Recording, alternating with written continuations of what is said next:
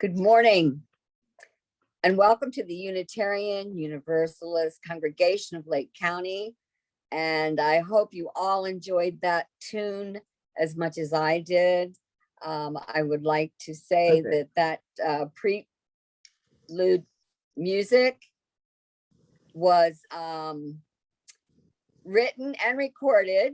It's called Zazi Zazu Zing. Let's say that 3 times by our Reverend Randy Granger. Thank you, Randy. We love it. I'm Susie Lockwood, and I will be your service leader this morning. First, we'll begin with our announcements. Please remain muted unless called upon to speak. That also includes the time during hymns.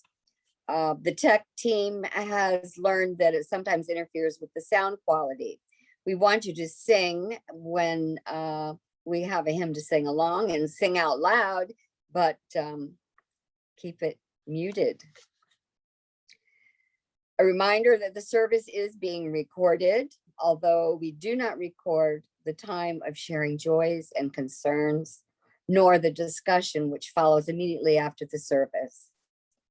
If you've missed any services or would like to share some of our services with friends, you can find them on our UUCLC YouTube channel. You just go to YouTube and in the search, type UU channel. Wait, is that right? UUCLC office, I'm sorry.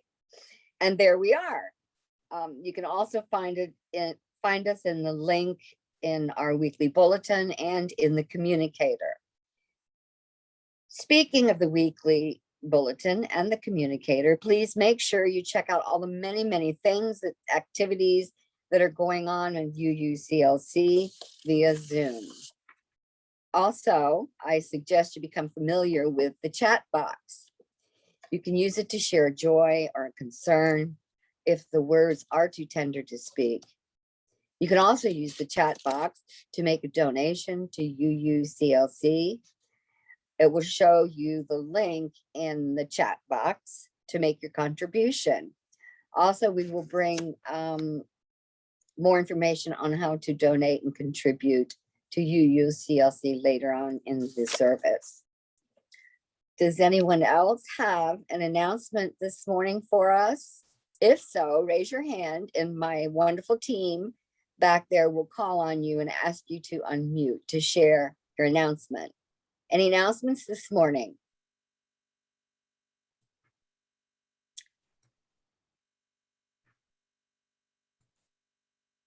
No hands, group? Christina, hi, good morning. Good morning.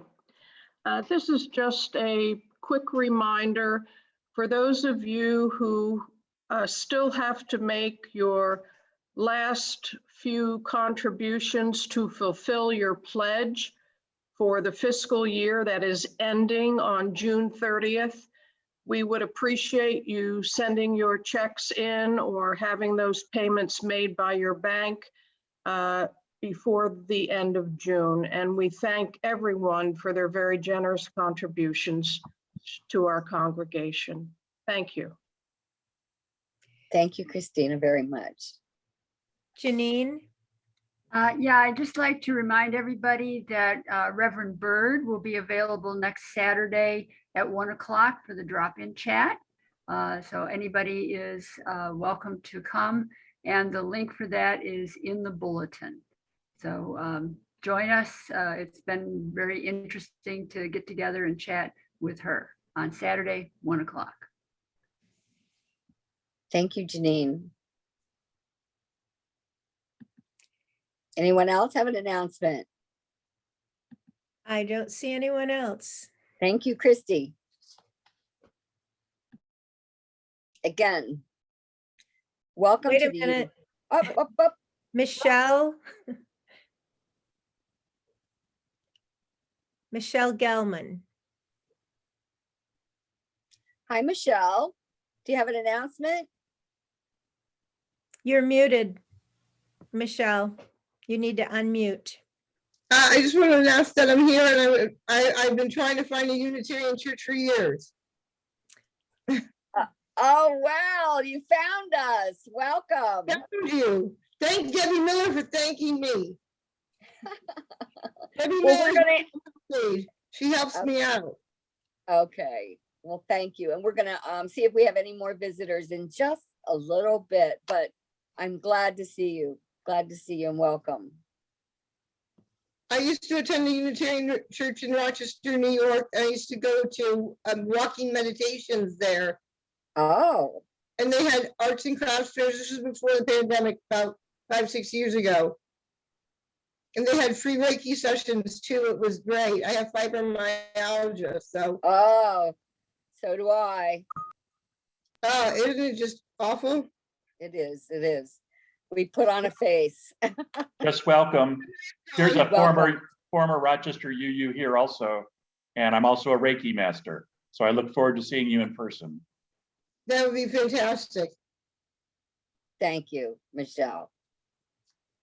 Any other announcements? Okay, Doug, were you raising your hand? No, okay. Hi, I Doug. think we are good. Thank you, Christine. And again, welcome to the Unitarian Universalist Congregation of Lake County. We are a faith built on the foundation of freedom, reason, and tolerance. A faith sustained by acts of kindness and justice. A faith that visions a world flourishing with equality for all people and all beings. A faith that demands a living out of goodness. A faith that requires thoughtfulness. A faith of wholeness. A faith of love. And all are welcome here. Now we are greeting guests. We met Michelle. Hi, Michelle. First, I would like to welcome back. This is just a welcome back our Reverend Randy Granger.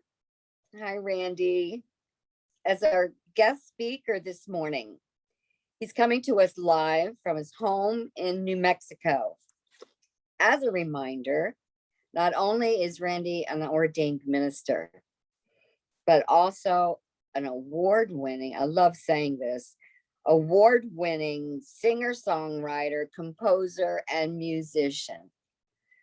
I suggest going to his website, randygranger.net, to hear more of his music and check out all his many CDs and videos. We welcome you, Randy. I would now like to invite any first-time visitors to introduce yourselves, or if there's anyone who has been away from us and is returning from an absence, to say hello. Please raise your hand and our team will call on you and ask you to unmute to introduce yourselves. Do we have any other visitors this morning other than our Michelle, who we've welcomed? No visitors? Come on, I I bet don't we see do. anyone, Susie. Okay. If you would like also as visitors and you're too shy to raise your hand, go ahead and use the chat box to say hello. And if you wish, you can receive our weekly bulletin or our monthly newsletter, The Communicator. Or if you'd like someone to contact you to learn more about us and Unitarian Universalists, please also let us know in the chat box or visit our website at officelakecountyyuu.net. So thank you, Michelle, and any silent visitors that may be out there. Okay, we did not have a service last week, this past Sunday. I mean, we took off. And Monday was Memorial Day. So we were unable as a community to honor those who served and sacrificed for our country. We also use this time to remember all those that we knew and loved who have gone before us. We will now light our chalice and our candles, and together share a moment of silence.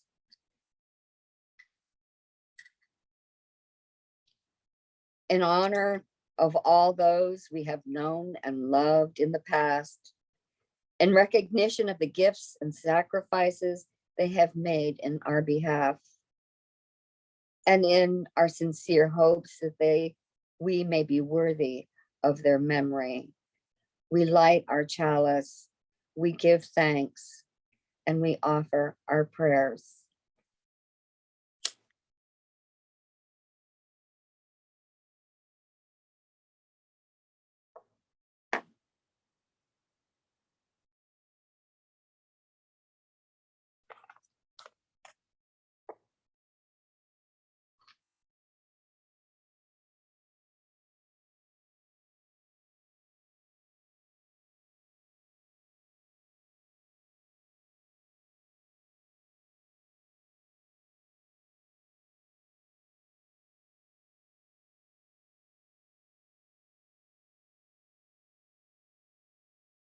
And now let's hear Spirit of Life.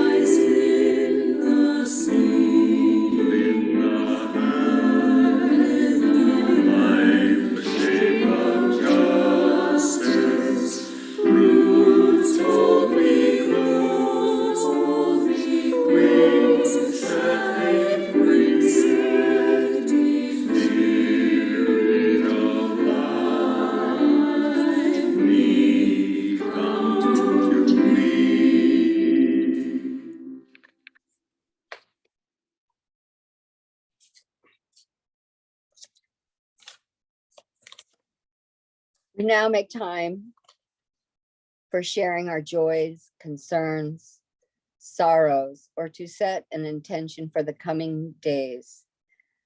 Again, this part of our service is not being recorded. Time for silence.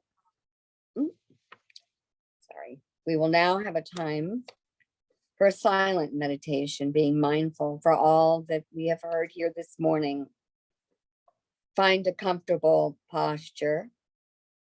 Now take a deep breath in and out, and let Randy's beautiful music, a rendition of a most beautiful song, bring you into mindfulness.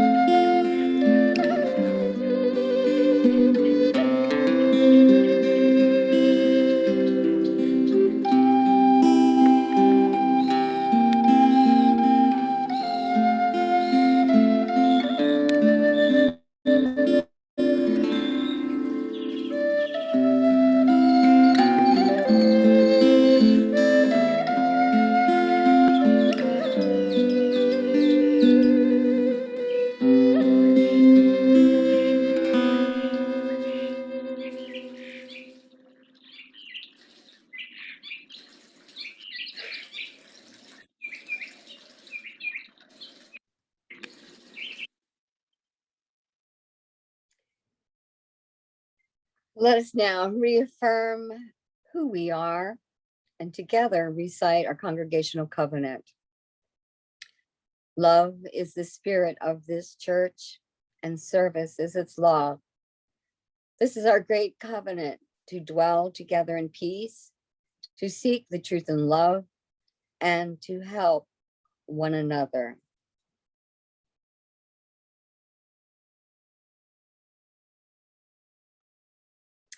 We are so fortunate to have our UU family support each and every one of us in order to continue our virtual services, keep our beautiful building protected and ready for our eventual return. We ask for whatever financial support you can provide. Here are some details on how and where to send your contribution. As you see, there are multiple ways of which all are found in the Sunday Bulletin or on our UUCLC website. You can also donate right now from the chat box. UUCLC thanks you for your support and your donations today. Thank you.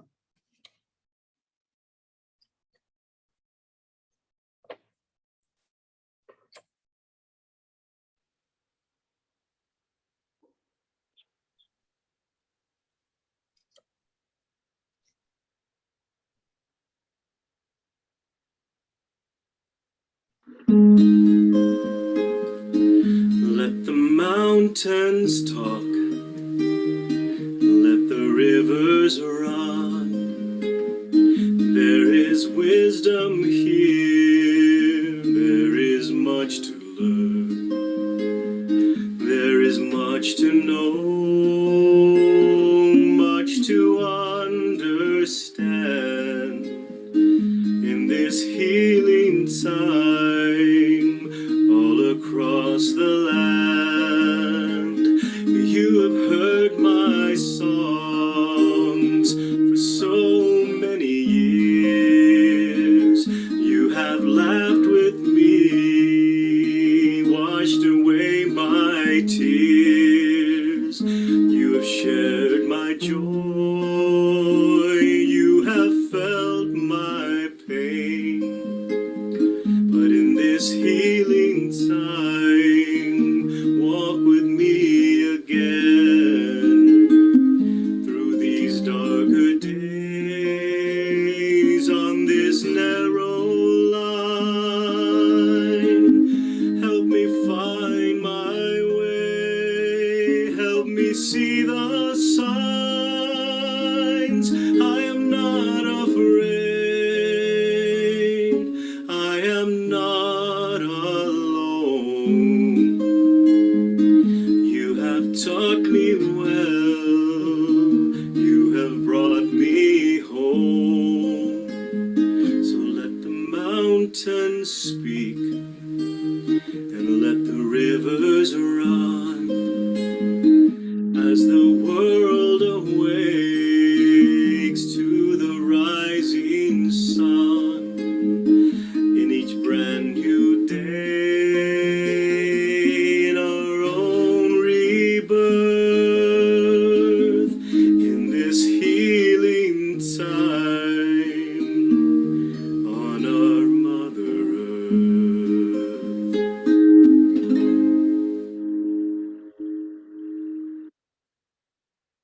Good morning. So I think it was Doug who said he's going to go see a bucket list item of seeing the sequoias. They're in that video too. I love them. You want to talk about elders. They were around before the Romans. So you can enjoy that. Good morning from southern New Mexico. I want to tell you about a story about how things came to be. It's a Native American story. There was once a time when there were only two persons in the entire world, old man and old woman. One time they were out traveling about, and an old woman said, you know, I think it's time we should decide how people are going to live on this earth. Well said, old man, okay, that's fine. I get first say in everything.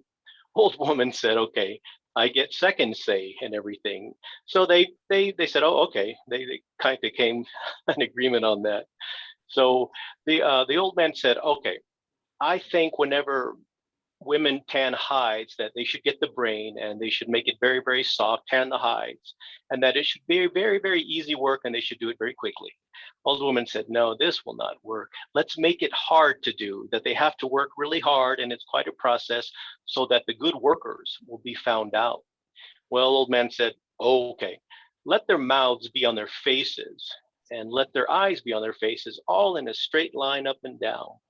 Old woman said, no, that's not going to work.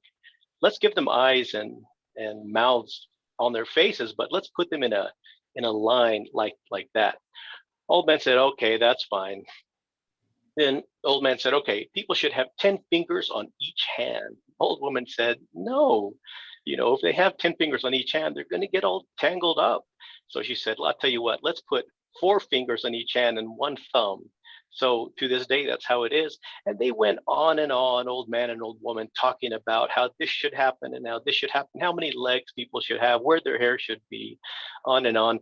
And finally they said, we have to decide if people are going to die or they're going to live forever. And they said, Old man said, okay, I'll tell you what, I'm going to throw this buffalo chip out on the water, okay? And if it floats, the people die for 4 days and then they live again. But if it sinks, they're going to die forever. So he threw the buffalo chip into the water and, it floated. So the old woman said, no, let's not decide that way. I'll tell you what, I'm going to throw this rock in. If it floats, the people will die for 4 days. If it sinks, people will die forever, sorry. And so the old woman threw the rock out onto the water and it sank to the very bottom, of course. There, she said, it's better for people to die forever. For if they did live forever, then they wouldn't feel sorry for each other and there would be no sympathy in the world. Well, old man said, okay, let it be that way then. So time goes on. And after a while, old woman had a daughter. And this daughter died. So she was very sorry now that it had been fixed that people died forever. So she said to old man, I'll tell you what, let's do this again. I think I want to have a different say. And he said, nope, we fixed it once and we're not changing it. That what we agreed upon. So to this day, when people die, they stay dead. Cora Armstrong, the great gospel singer and writer and historian, she said, inside every older person is a younger person, wondering what the hell happened. And to quote Master Yoda, the great Jedi Knight, he said, when 900 years old you reach, look as good you will not. He said that to his protege. And so in old wisdom traditions, the elders have always acted as the bridge between the visible, the measurable world and the mostly unseen realms of spirit and soul. Although more in touch with the timeless things, elders would not be out of touch necessarily with the conflicts and the troubles of daily life. In fact, in times of great trouble, the elders could be seen to have one foot firmly in the ground of survival and the other in the realm of great imagination. So they and the young, as it turns out, are both usually optimists, which is ironic when you think about it. But elders also are here to serve the bridge between meaningful traditions of the past and with viable visions of the future that is trying to become conscious. Bridges are also a ways of support. They connect and they're a path to the known and the unknown. In a time when it has become that the call of youth is not necessarily listened to, the idea of trying to awaken the inner elder, which I'm speaking about this morning, not just might seem odd, but truly weird. Then again, the calling that comes to elders has always involved that strange adventure of finding a greater sense of life while facing the nearness of mortality. The word weird, in fact, was originally spelled W-I-R-D, and it had a primary meaning of having a foot in each world and having a greater capacity to hold the tension of opposite ideas together. Because of their willingness to face mortality and be truly weird, the elders become the advocates of life, and thus the natural allies of the young, as well as the supporters of meaningful changes that can help realign culture and nature. Whether we're talking about older people becoming elders or referring to the inner sage of the heart, it is important to know that genuine elders are not easily daunted, having survived their own troubles. Elders are not shocked or overwhelmed by the crises and conflicts that exist in this world. Having repeatedly seen how often things fall apart, elders have also witnessed the uncanny ways in which both nature and culture can find roots in renewal. In the darkest times, the archetypal energy of the elders tries to awaken and help us to find both ways to survive and ways to truly transform our lives. That push, I believe, is happening now. Of course, old age alone can't make us an elder. For growing older can also lead to a return to infantile attitudes, exaggerations of neediness and fear. But collectively, we fail to imagine aging's meaning as well as its hidden beauty if we look only through the lens of the physical body. So when it comes to awaken the inner elder, there's something metaphysical, something transcendent and spiritual that is required. Wisdom or change seems to come as we awaken our inner sage and move into what I call a mature spirituality. Sometimes this understanding comes only after a tragedy, great loss, or suffering. Others are born sages. They call them old souls sometime, I believe. You know, what I've learned through my studies and through my own transformative processes that I've gone through is that there's an underlying unity to all things. And a wise heart knows this just like it knows its own in and out breath. They are part of the sacred whole in which we exist in the deepest way, and we are trustworthy. We don't need to fear the energies of this world or any other thing. We need only fear our confusion about them. We risk becoming hermit crabs until we find another discarded shell or someone else's ideas or beliefs. But those ideals will never fit our own design. I've certainly felt that sheltering in place that has happened during these past 15 months or so. Typically in society, we put more effort into helping people reach old age than helping them learn what to do in it. As the old saying says, we grow gray in our spirit long before we go gray in our hair. We all talk of wanting to live longer and longer and rarely talk about living wiser. And those who do not become as elders simply become what's called olders. And the olders are the ones who tend to contribute to the division of society, whereas the elders would foster unity above self-interest and harmony over conflict. It seems it's our mutual fate to live in a time of great uncertainty and worldwide upheaval, as we've seen. And increasingly, it seems that we're in exact danger of not having enough wisdom in this world to find our way through all the great crises that trouble both nature and human cultures. Yet during times of chaos and change, there can be an acceleration or a calling and awakening of the human spirit. Being connected to the sage of the heart, elders become instinctive humanitarians who can embody wisdom and serve the highest ideals of humanity and teach by example new ways of being, new ways of thinking. So when we embrace that we are sages for the ages and stages of life, it frees us from comparison and opens doors to all the wisdom ever known, even the wisdom from our ancestors who we never knew. We've seen in the last year how ongoing stress can bring out trauma in so many people that mirrors the ways we dealt with stress and trauma as children. We regress. And the inability to see anyone else's viewpoint, demanding to get our way, and mostly this enormous loss of empathy and strong self-centeredness, it reflects that unhealed trauma. Because people behave based on how they were or were not loved. I'll say that again because it's important. People tend to behave on how they were or were not loved. And our inner heart wisdom calls us to be patient with those who we disagree with, those who are entrenched in ideology maybe, or follow conspiracy theories even. As challenging as it is, we have to see all of them, everyone, with compassion and kindness and leave no one out. You know, even that toilet paper hoarding that we all experienced last year, that was about trying to control situations that make us fearful. Every time our inner sage chooses wisdom over judgment, detachment over name calling or taking things personally, we add to the collective wisdom handed down to us by our ancestors. I know it is tough growing up, isn't it? I'll illustrate with a story about this inner sage maturity that comes from I think it's a very old Buddhist story, but it talks about this poisonous tree that represents the suffering of the world.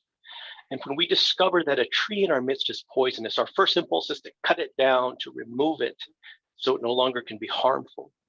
We saw this in reaction during the pandemic too. Rigorous rules, deep fear, judging, shaming, and blaming. But as our compassion deepens, we recognize that this tree is part of the web of life. So instead of destroying it, we respect this tree, though we might put a fence around it and warn people about it. But now our language changes to one of compassion and respect. Now it changes to deep concern for other people, of not wanting them to suffer. It is said that the wisest beings will come looking for this poisonous tree and use its fruit as medicine to transform the sufferings of the world. So wisdom is knowing that emotional and spiritual poison, metaphorically, is our teacher. So much like our ancestors watched our animal kin, like I call them, to learn what was poisonous and what was not. That's how they learned what to eat and what was safe to eat, what was not safe to eat. They watched them. So we, you and I, all of us, sages for the ages, we pass that knowledge on to generations in the same way. When we see younger folk who are doing extraordinary things, brave things, courageous things, standing up to people, well, we see how they're moving forward, just like this tennis player who just said, I don't need these intrusive questions. They're not paramount to me being a good tennis player. She drew those boundaries, and what a brave thing for her to do. So when we see that, it means, oh, okay, we see that. Now it's our time to step up, to be an elder, and to do what's best, do the best work that we possibly can. That's really what it is. So just some quick ideas of how to awaken this inner sage that I'm talking about this morning. Well, the first one is bathe in nature. That doesn't mean go take a bath outside. You can if you want, but it means to bathe in nature. There's a really popular thing right now called forest bathing, where people go into the forest and you become aware of all of the sounds. You immerse yourself, tune yourself into nature. And I know down in Florida, I've been in Florida many times, and there's so many great state parks to do this in, or going down to the beach. But you become attuned to the sounds and smells and to the sights and everything around you. It puts you right back into where our ancestors came out of too. The next is change your perspective. Change your perspective can mean not only how you think about something, but honestly, this might seem strange, but just follow me. Change the side of the bed you sleep on. Change the position you sleep on. The foot is now the bed. Do everything with your less dominant hand for one day.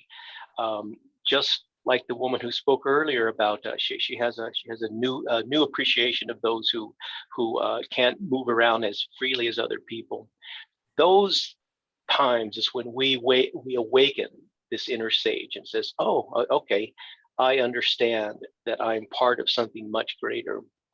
So the next one is to cultivate your intuition. Listen to your intuition, feel your intuition, give it a chance to work. Feel if you get a nudge, ask something, write it down, ask your intuition, and that sign will come to you in a way that you don't even expect. And so that's a good way to do it. The next one, connect with your ancestors by the best way to connect with ancestors is by volunteer. And I've been a volunteer for 15 years with hospice, doing my music and also at memory care facilities. And that definitely keeps me in perspective and keeps me very humble about the fragility of life, really. Volunteer with young people. There are ways, and I know so many of you have grandchildren, and one of the good things about this pandemic is that we've been able to Zoom with people that we can't necessarily see in person. So it's opened up a whole new world, and that's a great experience. And lastly, rhythm and music. Every day, find a way to dance. Even though you might think you can't dance, if you can move, you can dance. Listen to rhythmic music, do drumming, do any kind of rhythm, because remember, we first heard that drum in from our mother's heartbeat, that's 72 beats per minute or so. So that's when it all started. So we belong in that rhythm. Okay, so that's a good way to do it. Pema Chodron, the great Buddhist nun and author, I love her. I love her books. I love her talks and her work. She said it's also helpful to realize that this very body we have that's sitting right here, right now, with its aches and pleasures is exactly what we need to be fully human, fully awake, and fully alive. I'm going to end my talk with a Navajo beauty weight chant. Navajo beauty weight chant is a way of living to where you live in beauty, and it's beautiful. In beauty I walk, with beauty before me I walk, with beauty behind me I walk, with beauty above me I walk, with beauty around me I walk. It has become beauty again. I will walk out today. Everything negative will leave me. I will be as I was before. I will have a cool breeze over my body. I have a light body. I will be happy forever. Nothing will hinder me. I walk with beauty before me. I walk with beauty behind me. I walk with beauty above me. I walk with beauty below me. My words will be beautiful. In beauty I walk all day long. Through the returning seasons may I walk. On the trail marked pollen may I walk. With dew about my feet may I walk. In old age, wandering on a trail of beauty, lively may I walk. In old age, wandering on a trail of beauty, living again may I walk. My words will be beautiful. Aho.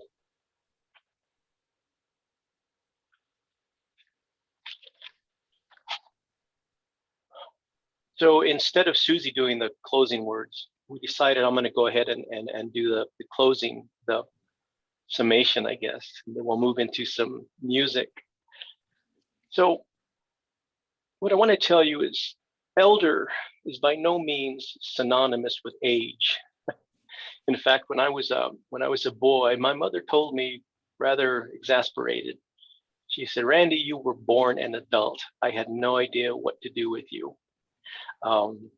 So here I felt that my whole life, and the trauma and the grief that I've been through has been significant, and it's been a great teacher. So at a very young age, I experienced the awakening of my inner elder, so that I feel older than Master Yoda most days. But I welcome it, and I'm grateful for it. It's brought me a sense of maturity that I've been able to share with other people. And if for no other reason I'm here than that's fine with me. You know that in the year 1900 in the United States, the average life expectancy was 46. Well, now the average life expectancy is about 83. It's as if nature itself knows that we're in dire need of elders and wisdom. Elders are those who get wiser from their own failures and wounds and awakenings. So we are currently in a place of lack of wisdom. So your elder voice is so needed. The idea of becoming an elder is those who become capable of serving something beyond themselves. In a Native American culture, is when we talk, we bless. When we do any decision or make any tribal thing, we do it with the seventh generation out in mind. So what that means is that we're considering a time and a place that we will never see. This little ego self has diminished, and the ability to imagine great things yet to come and hold on to the idea that humanity is resilient have replaced the ideas of neediness and fear. So initiation ceremonies also awaken the inner elder soul wisdom. It's been there before we were even born. So we not only grow older, but we grow elder when we go through initiation. There's a tribe in Africa that speaks about initiation ceremonies that are meant to awaken the elder within their youth. They had it figured out. Same with Native American tribes. The initiation process meant that you came to a time when your responsibilities became to your community and not just to your own needs. Clearly, our inner sage is meant to awaken in youth. Youth, by definition, is kind of myopic. but that's okay. We can grow beyond that and expand beyond that. So the job comes down to our words and our actions to include youth, even those youth who might be older than us. Thank you.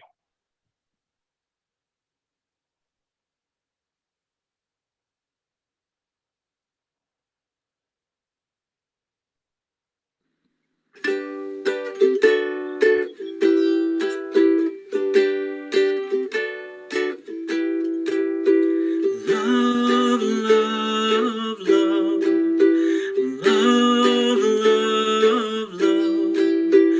Love, love, love. There's nothing you can do that can't be done. No, nothing you can sing that can't be sung. Nothing you can say, but you can learn how to play the game. It's easy. Oh, nothing you can make that can't be made. No one you can save that can't be saved. Nothing you can do, but you can learn how to be you in time. And it's easy. Oh, all you need is love. La, la, la, la, la. All you need is love.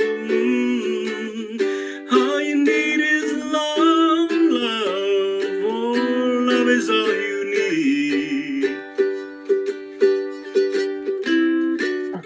Nothing you can know that isn't known.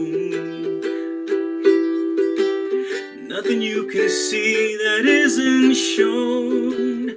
Nowhere you can be that isn't where you're meant to be. It's easy. No, all you need is love. La, la, la, la, la. All you need is love. No, all you need is love, love. Oh, love is all you need. All you need is love, yeah. All we need is love. La, la, la, la, la. All we need is love, love. Love is all we ever need.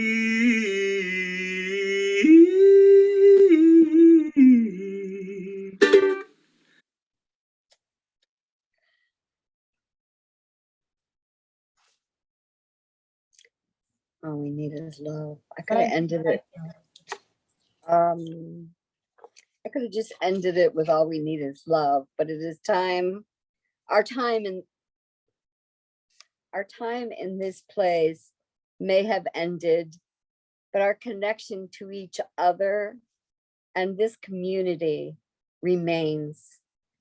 Together, may we walk in the path of justice, speak words of love, live the selfless deed, trod gently upon the earth, and fill the world with compassion until we are together again.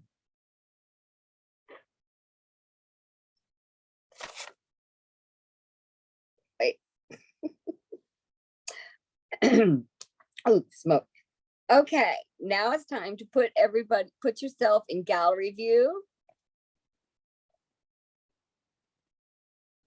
And we're gonna sing Weave. We weave ourselves together, no more words. You put your hands out to the next person as if we were in church, how we went in a circle and touched each other's hands. And we are going to sing Weave or hear it. Weave, weave, weave us together. Weave us together in unity and love. Weave, weave, weave us together. Weave us